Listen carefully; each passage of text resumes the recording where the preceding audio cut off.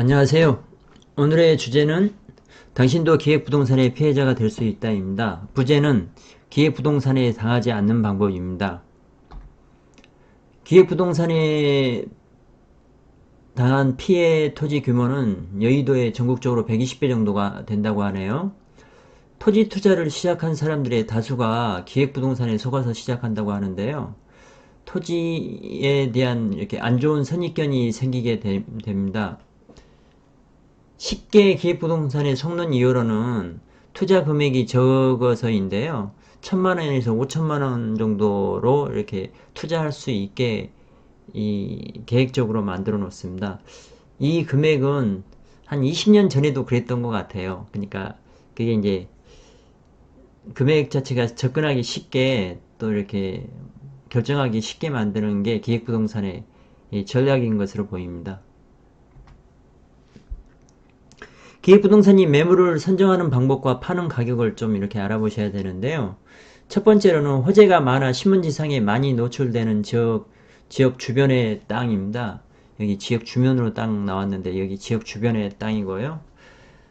그러니까 지금 호재가 많다고 하는 거는 지금 최근에 유명했던 곳 중에 이쪽 판교 근교에서도 있었고요. 그러니까 판교가 워낙 발전하고 또 제1 테크노밸리에 이어서 제2 테크노밸리, 제3 테크노밸리까지 지어지기 때문에 뭐 계속 확장하는 지역이지 않습니까? 그런 지역에서 이렇게 또 신문 지상에서 나오고 좋은 직장이 있다는 것도 나오고 아파트 가격 비싸다는 거 나오고 하니까 계속 지속적으로 신문 지상에 호재가 많이 나오는 지역입니다.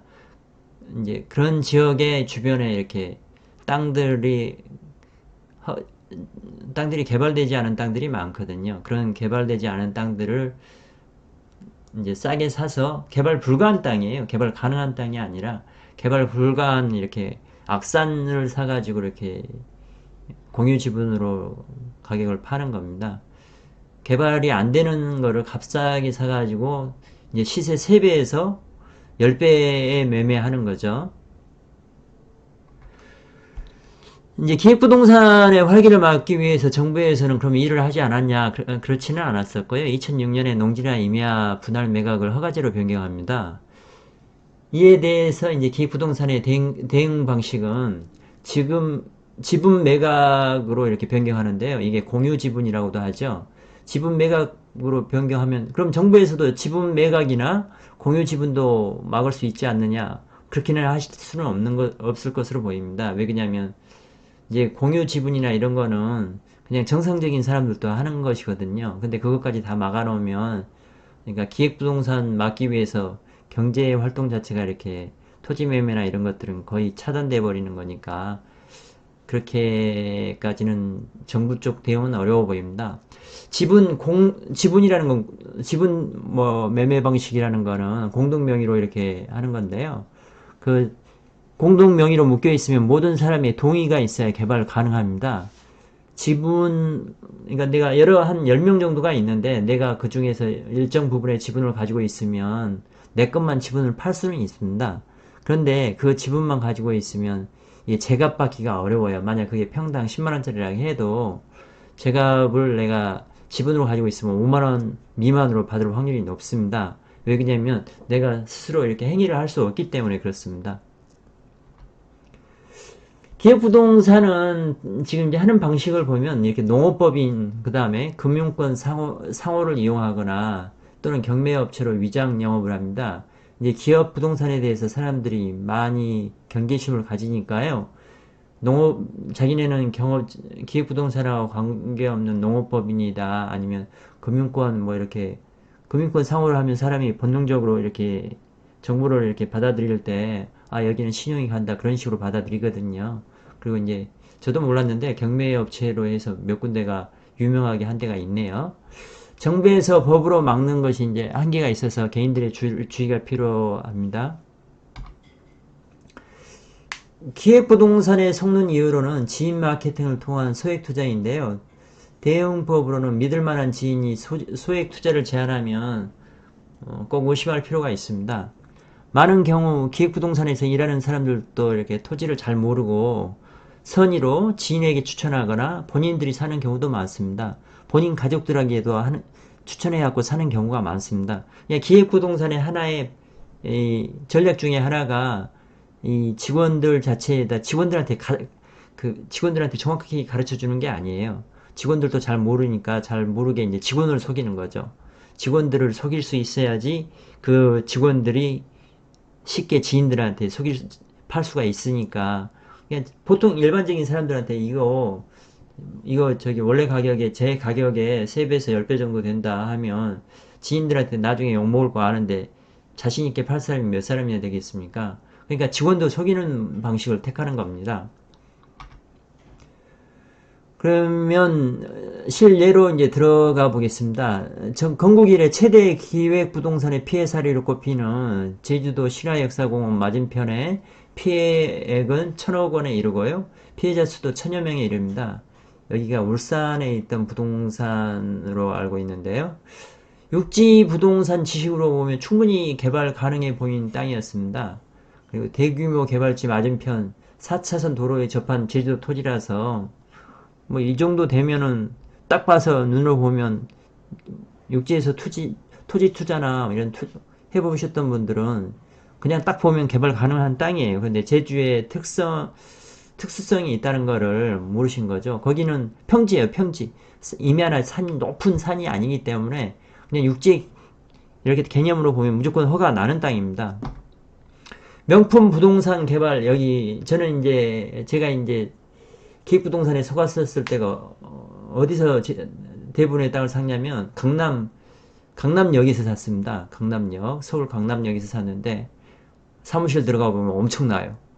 사람 숫자도 많고 이제 그때 마음이 들었던 거는 저도 잘 모르고 딱 했었을 때 뭐 이 정도 사이즈에서 나한테 몇 천만 원 가지고 속일까? 라는 그런 생각이 들 정도로 사무실이 호화찬란합니다.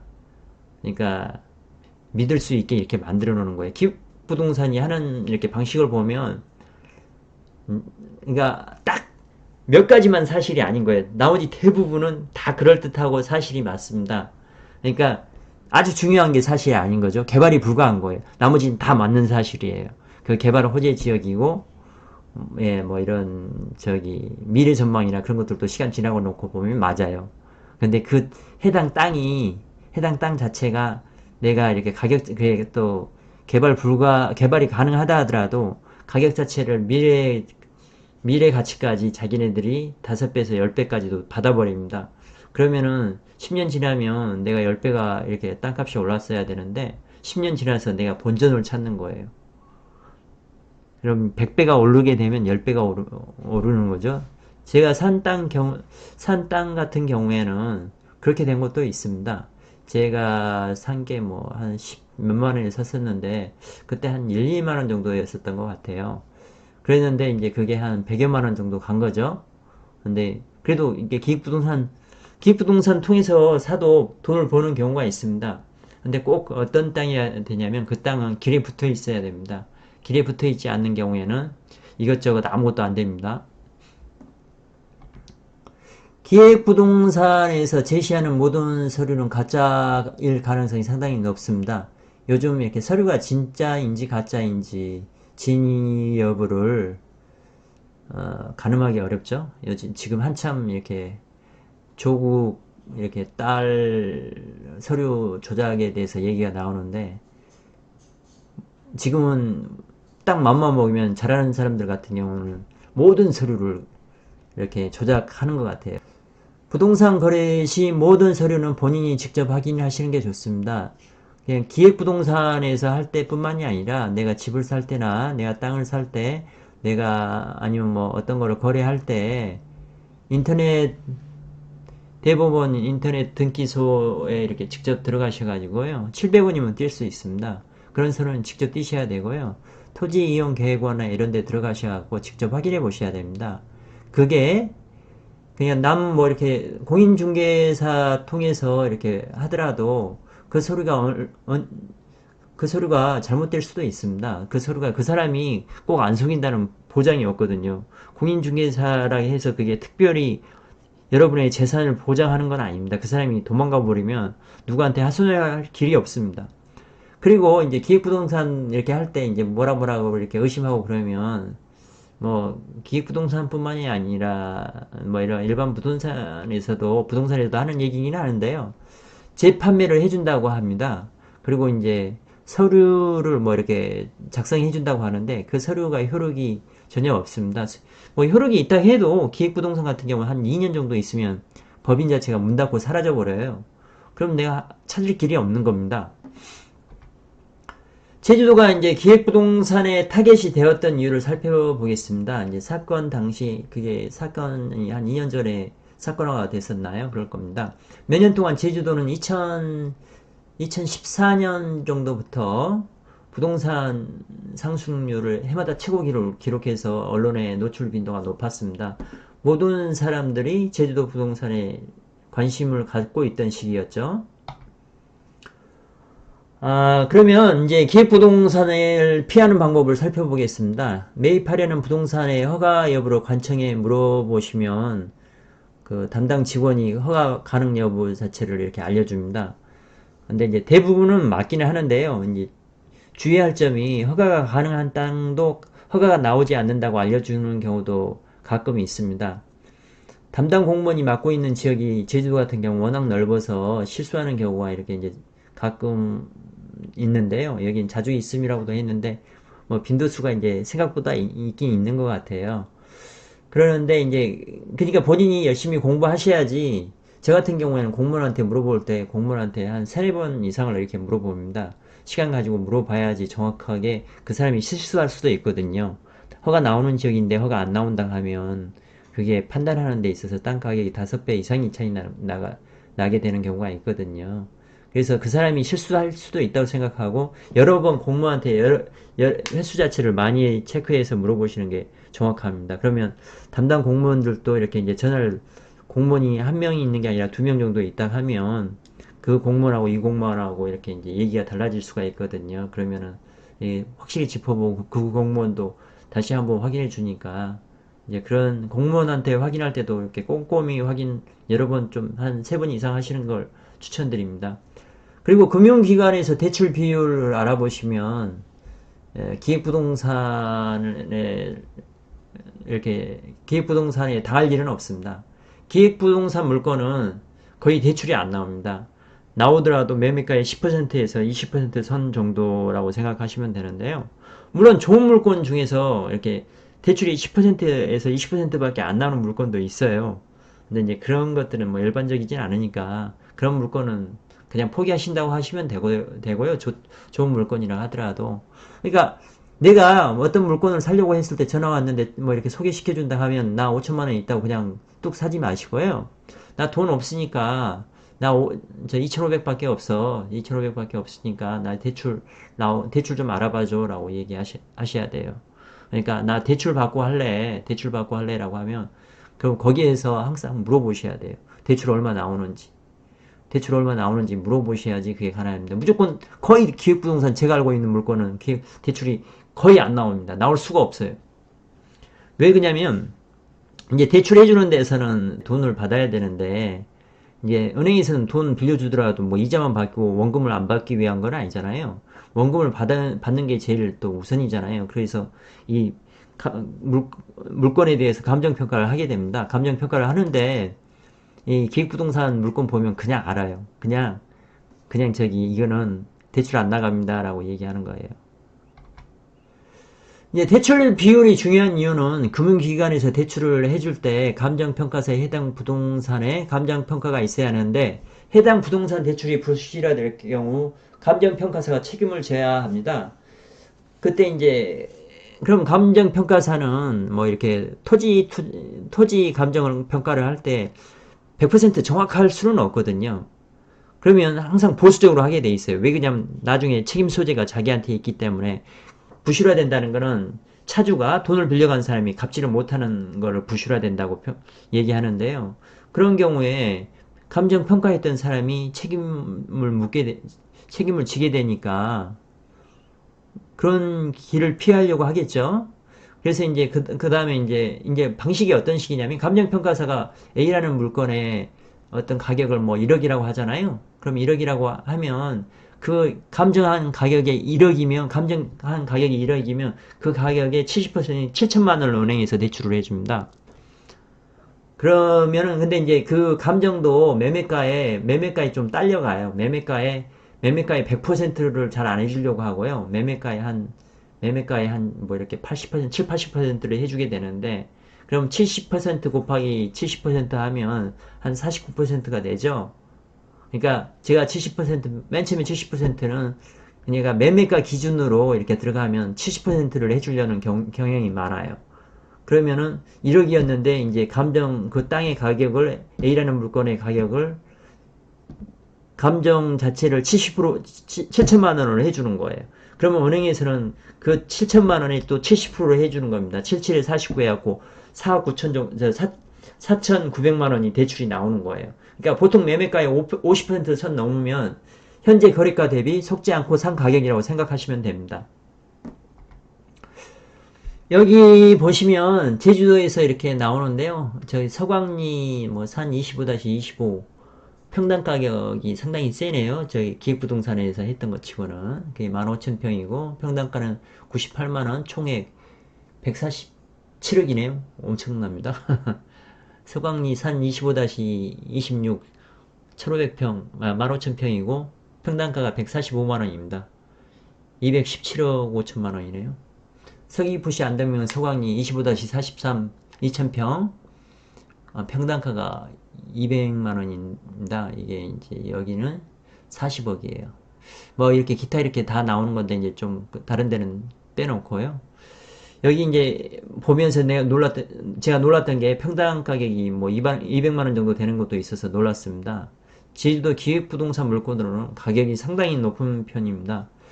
그러나 여기에서 보면 잘 풀릴 가능성도 있어 보여요. 이게 그냥 언론에서 이렇게 노출이 되었듯이 아주 악성인 물건은 아니에요. 제가 보기에는. 여기 일부분에서는 악성인 게 있는데 일부분 땅은 글쎄 이제 이 정도 가격이면 괜찮다 뭐 이렇게 잘 풀리면 몇 배 이익에 10년 안에 몇 배 이익은 남겠다 하는 땅도 보여요. 그러니까 기획부동산도 운이 좋으면 기획부동산에서 땅을 사도 이렇게 남는 경우가 있습니다. 그때 이제 그런 땅들이 어떤 땅이어야 되냐면 항상 길에 붙어 있어야 됩니다. 여러분이 꼭 기획부동산에서 사셔야 된다고 하면 길에 붙어 있는 땅을 사십시오. 그러면은 적어도 뭐 시간이 어느 정도 5년에서 10년이 지나면 본전 이상은 찾을 수 있습니다. 여기가 산 25-25번지인데요. 여기 이쪽에서 보면 생태계 보전지구 2등급인데 여기는 개발이 거의 안 되는 땅입니다. 이쪽 같은 경우는요. 그러니까 이쪽에 이 안쪽에 깊게 이렇게 돼 있는데 여기가 개발이 안 되다 보니까 안쪽에 있는 땅은 못 쓰게 되는 거예요. 그 다음에 25-26도 있었죠. 25-26은 생태계 보존지구 4-1등급하고 4-2등급이 섞여 있습니다. 여기는 개발이 가능합니다. 그리고 여기 길에 크게 붙어 있는 게 25-산 25-43번지인데요. 여기는 생태계 보존지구 1등급이에요. 여기는 특이하게 이쪽에 1등급이 있는데 그러니까 일반인이 알 수 있는 지역이 아니에요. 이런 것들이. 거의 이렇게 모르는 사람은 부동산 육지에서 많이 하셨던 분들도 이렇게 속기 아주 특수 지형의 것들을 이용한 거라서 이게 이제 살 때 이제 그 기획부동산은 전 토지주한테 아주 싸게 샀었겠죠. 전 토지주 입장에서 보면 그 현지 부동산에서는 거래가 안 되는 토지입니다. 이거는 어떻게 거래가 시킬 수가 없어요. 전혀 개발이 안 되니까. 물론 이 토지 같은 경우에도 나중에 시간이 지나고 하면 뭐 마음 독하게 먹으면 개발할 수 있는 방법도 있기는 하는데 뭐 그러려면 감옥에까지 갔다 와야 되는 거죠. 근데 이제 그 정도는 아니더라도 시간이 지나서 뭐 큰 자연적인 뭐가 변화가 있다면 여기도 길에 붙어 있으니까 미래 놓고 보면 또 괜찮은 토지가 될 수 있는 확률도 있습니다. 제가 본 기획부동산 물건 중에서는 비교적 좋은 물건이에요. 이 정도면 양호합니다. 아주 양호한 물건으로 보이네요. 기획부동산 욕하려다가 괜찮게 얘기하게 되네요. 여기가 왜 속을 수밖에 없었냐면 여기가 메리어트 관 제주 신화거든요. 메리어트 호텔이 여기 있습니다. 월드 호텔 앤 리조트, 신화 쇼핑몰 리조트, 랜딩과 호텔 리조트, 신화 테마파크, 신화 워터파크, 서머셋 제주 신화월드 있거든요. 여기 보시면 이렇게 이제 화려한 곳에 이 맞은편에 있는 게 이 정도 뭐 200만 원이라면 싼 가격이에요. 이쪽으로 가잖아요. 땅값이 1000만 원 이상 되도 거래가 됩니다. 그러니까 여기가 이렇게 뭐 200만 원이 된다고 해도 싼 거죠? 사람들이 이렇게 이제 그냥 이렇게 개발이 됐다 하면 일반적인 상식으로 싼 거잖아요. 근데 여기가 뭐였었냐면 이쪽이 다 곶자왈이에요. 곶자왈이라는 거는 그 토지 이용 계획이나 이런 데서도 이렇게 나오지가 않습니다. 그냥 이렇게 행정명칙이 아니에요. 그러니까 곶자왈인데 이제 그게 이제 개념이 없어서 그런데 이렇게 나무가 이렇게 막 곶자왈이라는 게 어떤 거냐면 돌하고 나무들이 이렇게 이제 엉켜서 있는 건데 그쪽에 허파와 같은 역할을 합니다. 물을 머금고 있다가 이렇게 흡수하는 곳인데요. 그러니까 제주도 자연 환경에서는 아주 중요한 거예요. 그런 곳에서 이제 이런 곶자왈 지역에서 제주 신화역사공원하고 그 다음에 제주 영어교육도시가 지어졌는데요. 지금 같았으면 허가 안 났겠죠? 옛날 한참 전에 진행했었으니까 여기는 평당 10,000원 땅이 평당 10,000원도 안 갔을 곳입니다. 이제 그 10,000원도 안 가게 이렇게 수용했을 것으로 보입니다. 여기에 땅 값어치가 워낙 없었던 곳이에요. 지금도 이런 곶자왈 같은 딱 지정되는데 땅 가격 자체는 뭐 맹지나 이런 것들 같은 경우는 한 5만 원이면 살 수 있을걸요? 네, 5만 원 정도면 살 수가 있습니다. 근데 위에 거 상태 자체는 생각만큼 이렇게 이제 제가 아는 지식에서는 나빠 보이지는 않았습니다. 아주 전체가 이렇게 매매한 게 전체가 이렇게 이제 악성인 경우가 많은데 여기는 본인이 어떻게 관리하고 어떻게 이렇게 해 나가냐에 따라서 이렇게 이제 활로가 있을 수 있고요. 아주 긴 시간이 지났을 때는 진짜 개발 가능한 땅으로 또 변화할 가능성도 있어 보입니다.